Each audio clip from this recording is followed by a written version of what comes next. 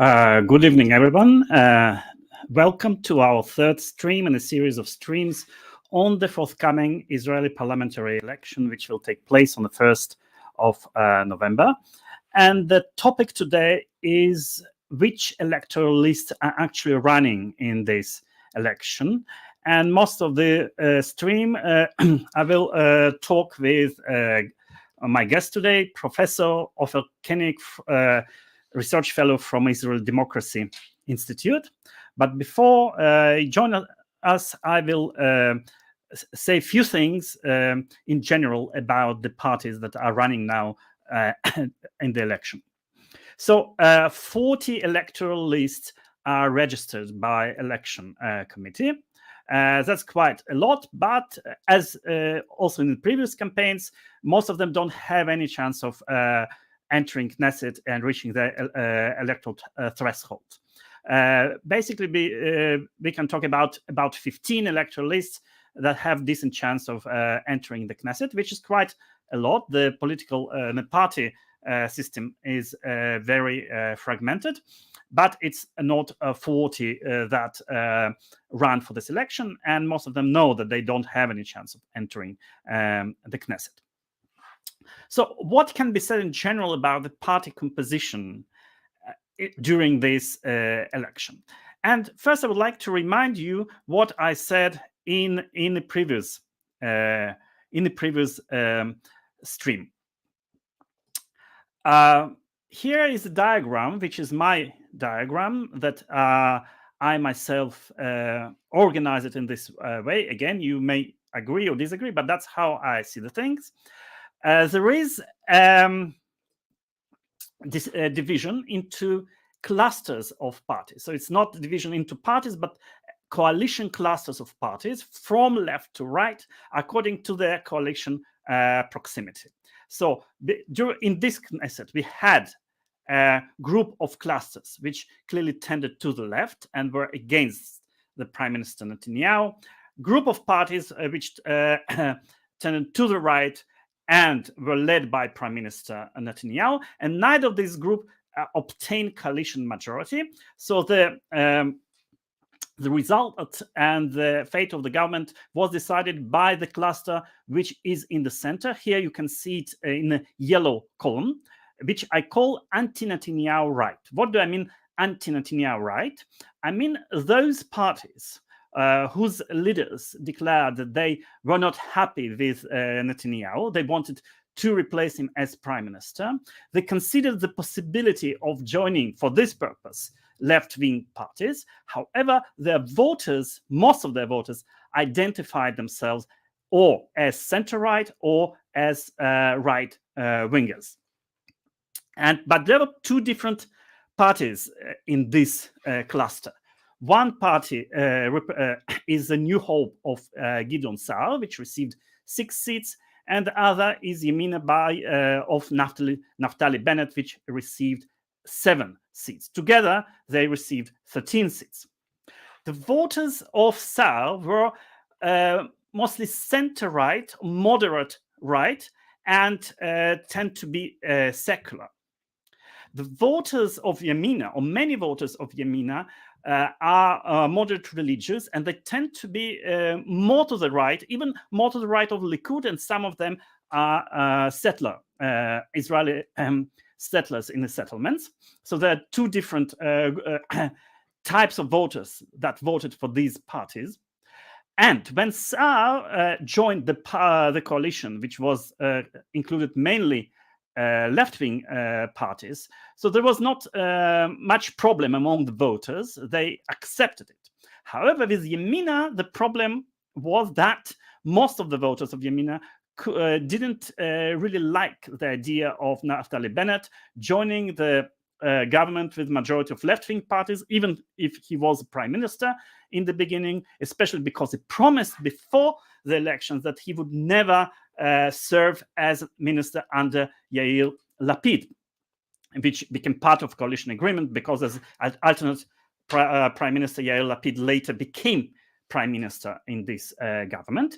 And this resulted in a pressure on the members of the Knesset from this party. and some of them defected from the coalition, depriving it of the coalition majority.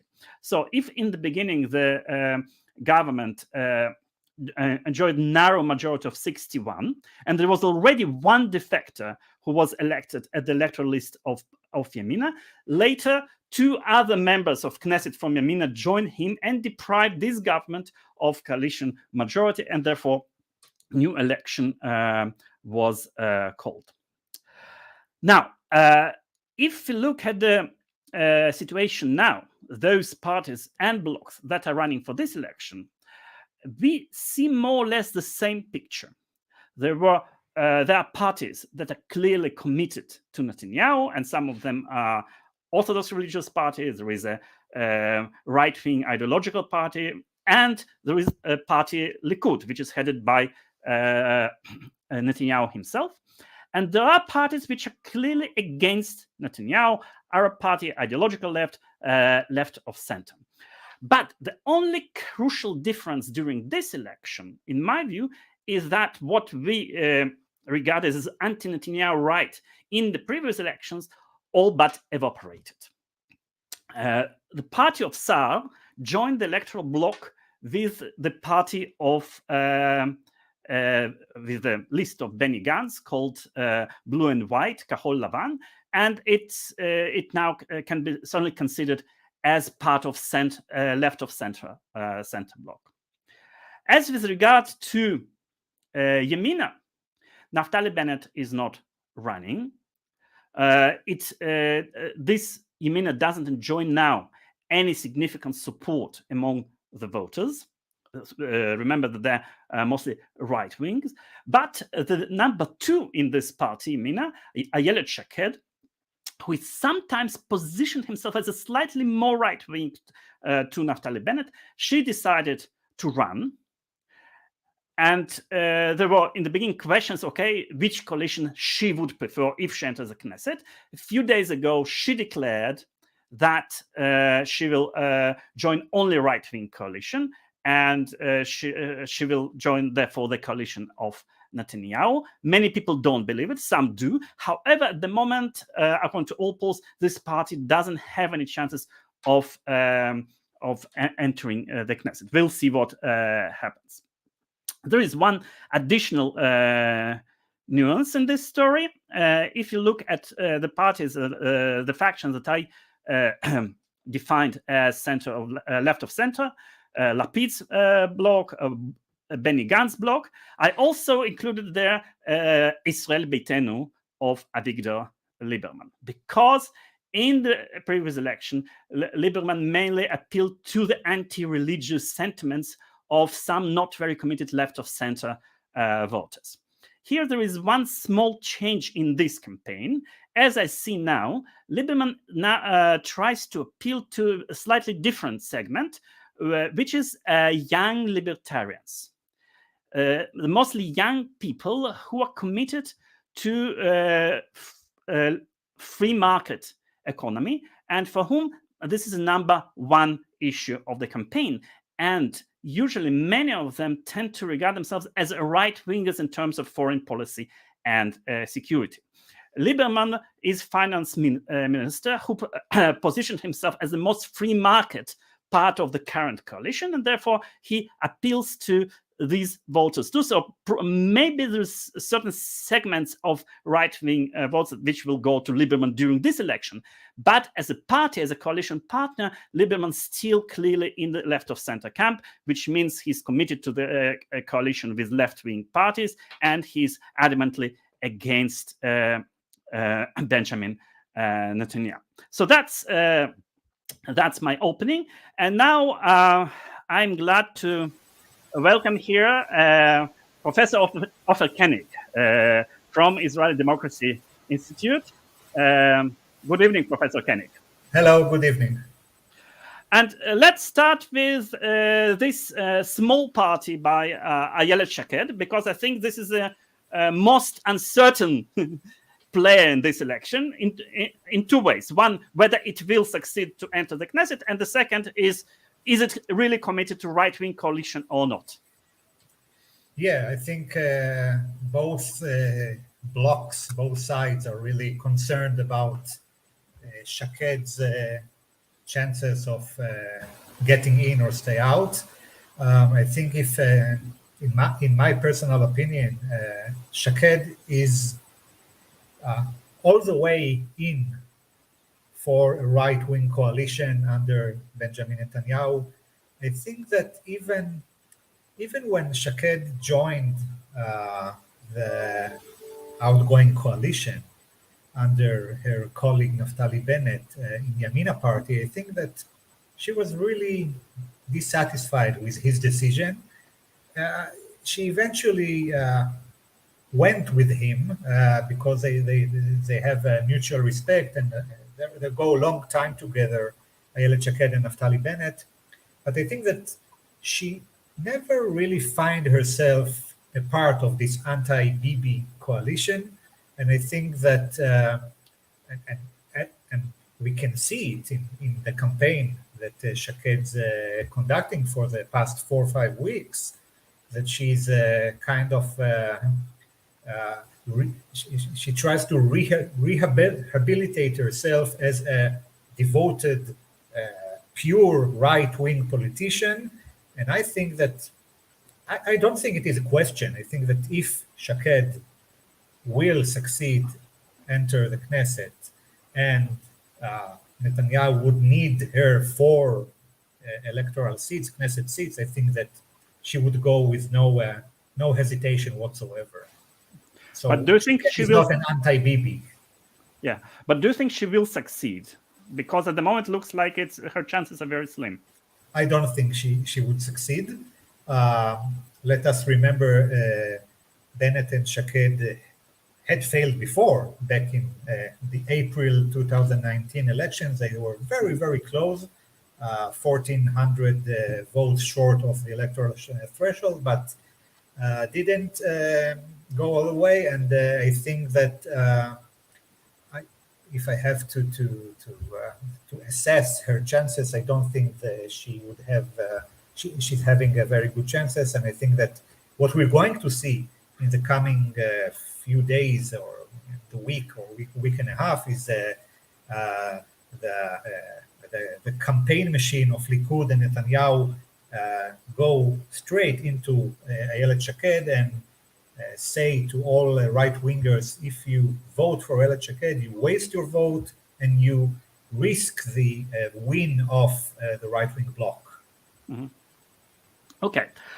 So let's talk now about other parties which are in risk of not passing the threshold, because I think during this election there are actually several quite important parties which may in the end fail to enter the Knesset. So who is in danger now?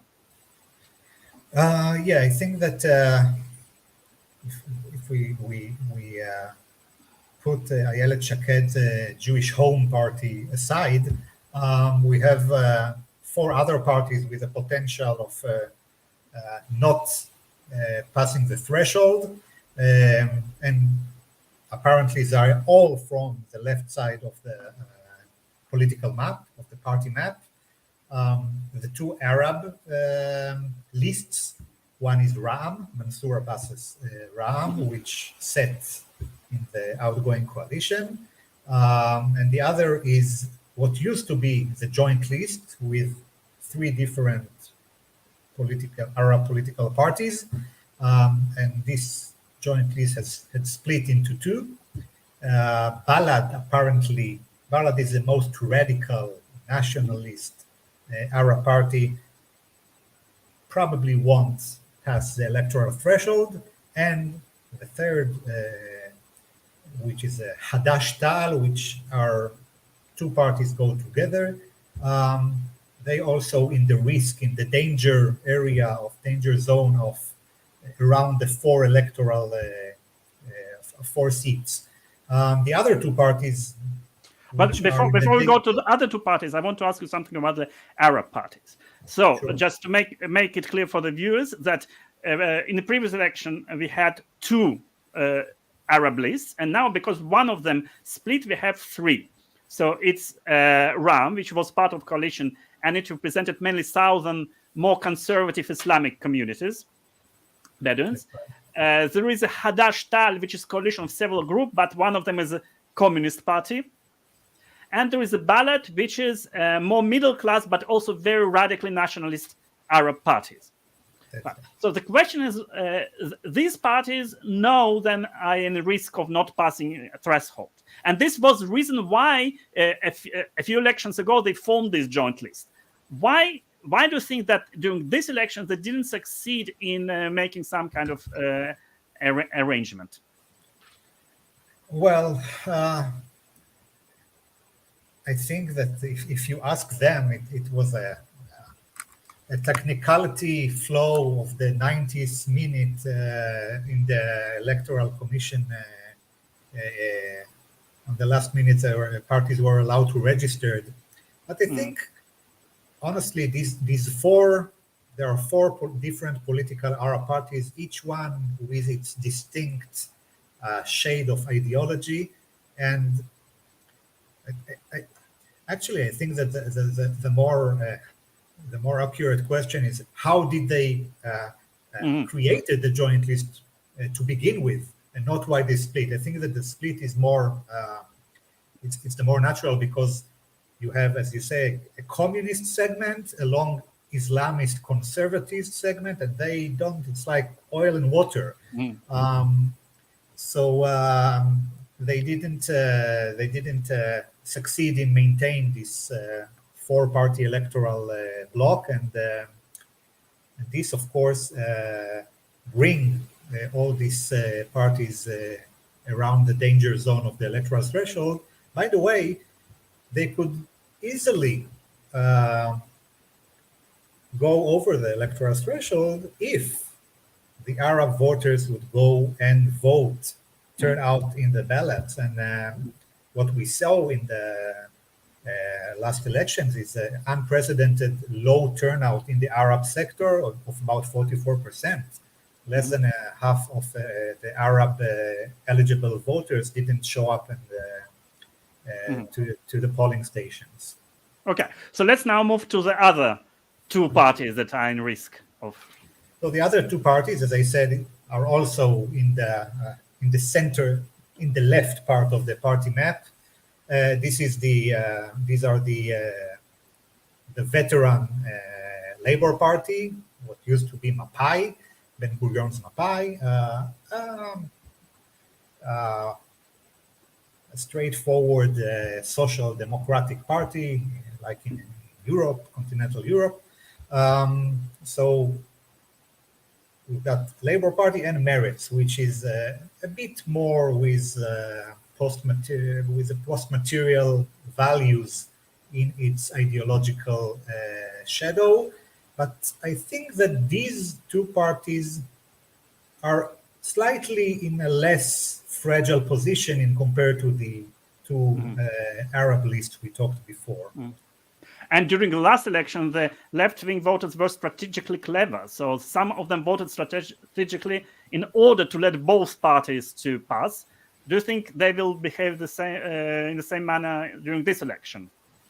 Well, in the last elections, in the 2021 elections, we had a slightly different circumstances, because Yair Lapid, chairman of Yesh Atid, which is currently the largest party, the leading party of the anti-Bibi bloc, he decided not to attack, not to vow the voters of Meretz and Labour, and he left these voters, and because it was very important for him to see that these two parties will go and succeed over the electoral threshold.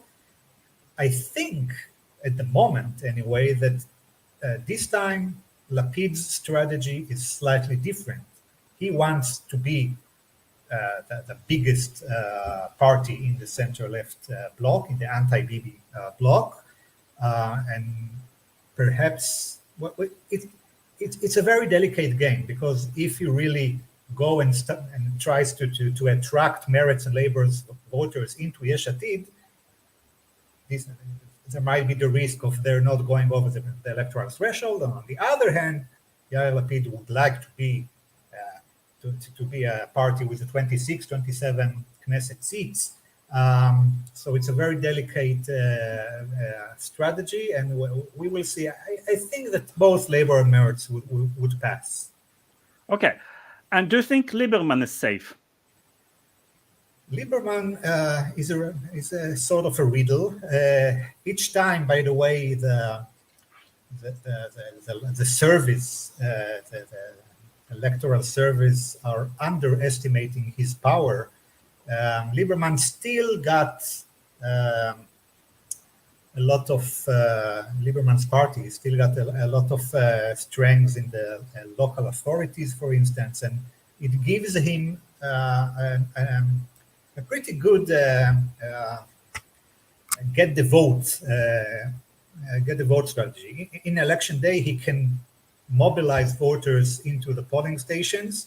I think he perhaps has a good chance of even surprising again. I mean, 5, 6, 7 seats. I think he's secure as well. So what I gather from what you say is that basically the left is now in a very risky situation. It can't afford itself lose any party because it happens. It's a certain victory for the right. Would you agree with this assessment? Yeah, that's right. And I think that Netanyahu's bloc arrives to the election day in an optimal constellation because they have only 4 parties competing in the right-wing bloc. There's no chance, besides Ayelet Shaked's party, there's no chance of meaningful wasting votes there. No party is under the danger of not passing the electoral threshold. On the other, in the center-left, anti-Bibi bloc, we have at least 4 parties which are in the danger zone. So, yeah, Netanyahu really wove his strategy very well this time. Of course, we can talk about the price for this strategy for Israel democracy, for Israel values, but this is not the place, I think. Okay, I just dissipated for the viewers that you probably mean the coalition of 2 right-wing parties, right to the Likud, and the inclusion of former Meir Kahane followers in this list. That's what you mean. That's right. The common wisdom is that Netanyahu made this radical, extreme rightist. He gave him the kosher stamp, and what used to be we don't do business with this kind of politicians. Now it is also almost a mainstream actor under Netanyahu's bloc. Okay. And now I want to move to somewhat different subject, because as I was preparing for this stream and I was looking at the lists and the names of the electoral lists during this election, I noticed a thing that I hadn't noticed before, is that now the electoral lists, many of them, I think half of those who have real chance of entering the Knesset, define themselves not only as parties, but as parties led by a person. So Likud under Benjamin Netanyahu, Labor under Merav Michaeli. So when the voters come to the ballots, they actually can see the name of this person on the ballot. And does it reflect anything interesting in terms of the personalization of Israeli politics? Yeah, sure. I think it's a clear manifestation of a process that Professor Gideon Rath and myself wrote about a book about 4 years ago about the personalization of politics, and certainly it's not. By the way, it's not a phenomenon unique only to the state of Israel. But having conducted a thorough comparative research, comparing Israel to other 25 parliamentary democracies, we found that although it is not unique to Israel, Israel, along with Italy, are the two countries which has the highest amount of personalization. Just to say, personalization of politics is the process of the weight of the political process are transforming from the group, the party, the ideology, and into the leaders and the person. In terms of personalization, does it matter if it's a kind of party with established institutions or having primaries, or is it just electoral list formed by the leader?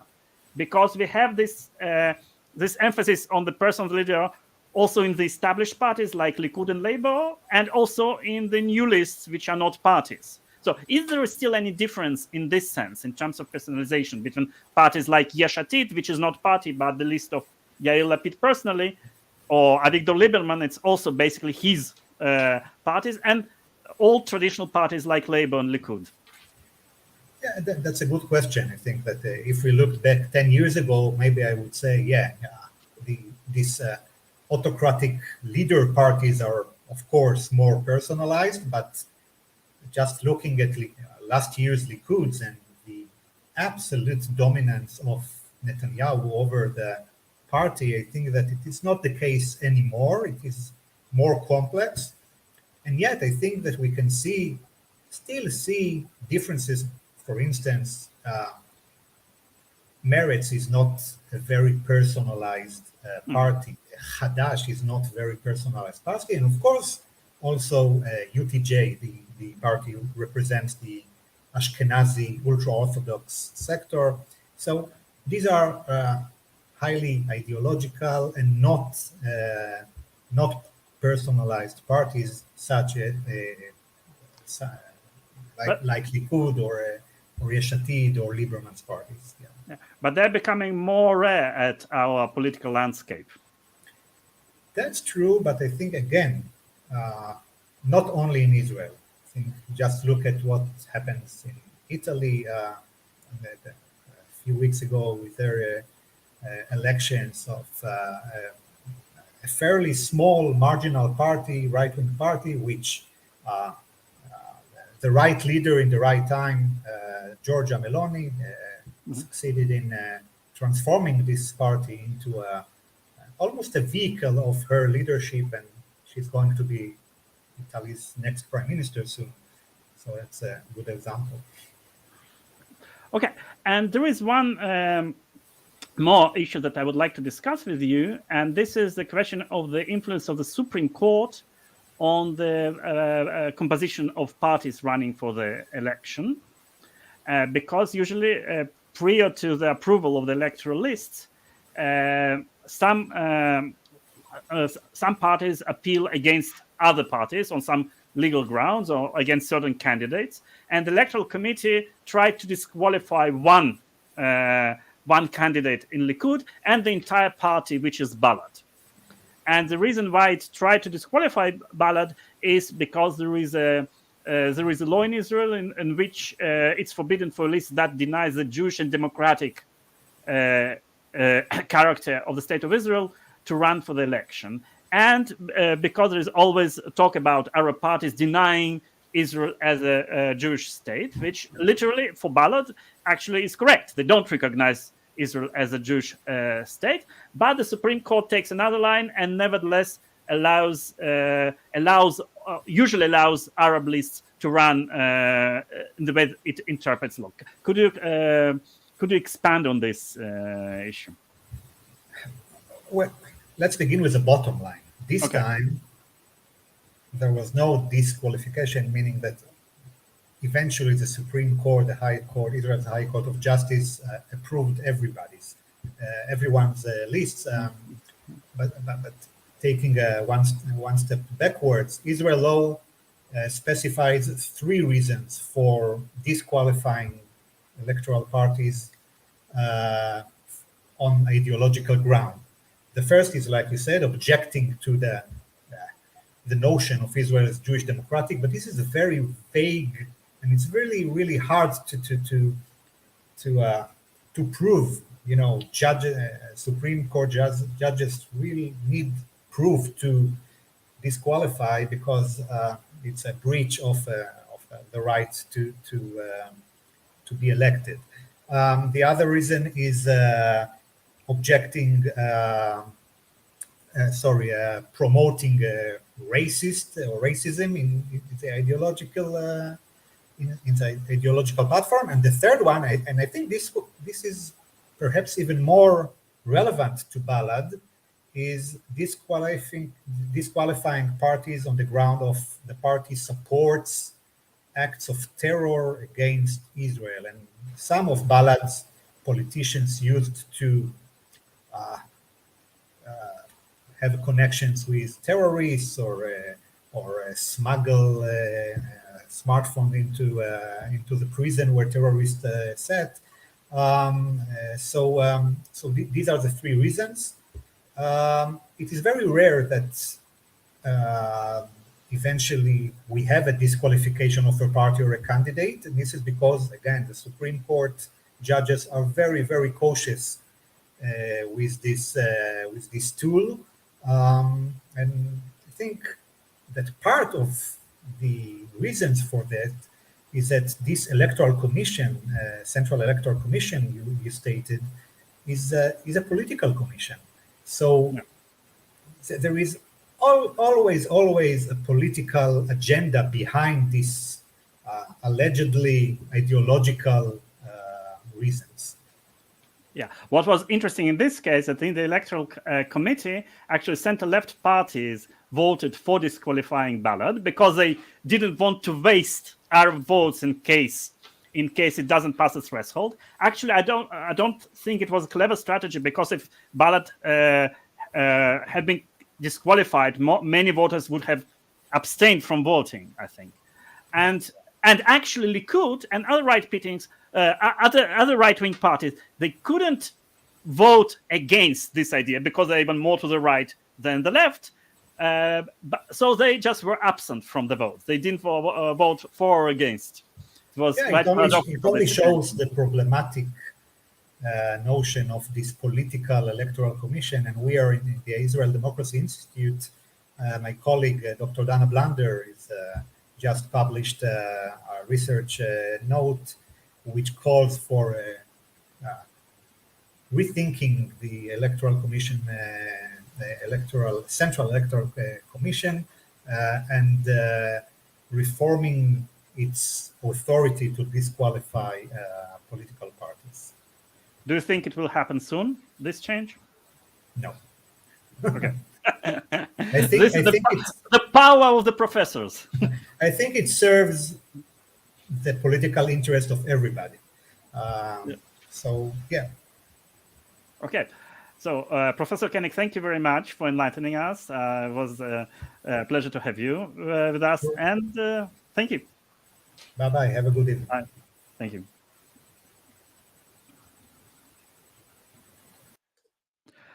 So we are now about to finish this stream, in which we talked about the electoralists that are running in these elections. And our next meeting will take place on 29th of October. Then we'll begin to discuss the main campaign issues during the campaign. So see you all on 29th of October.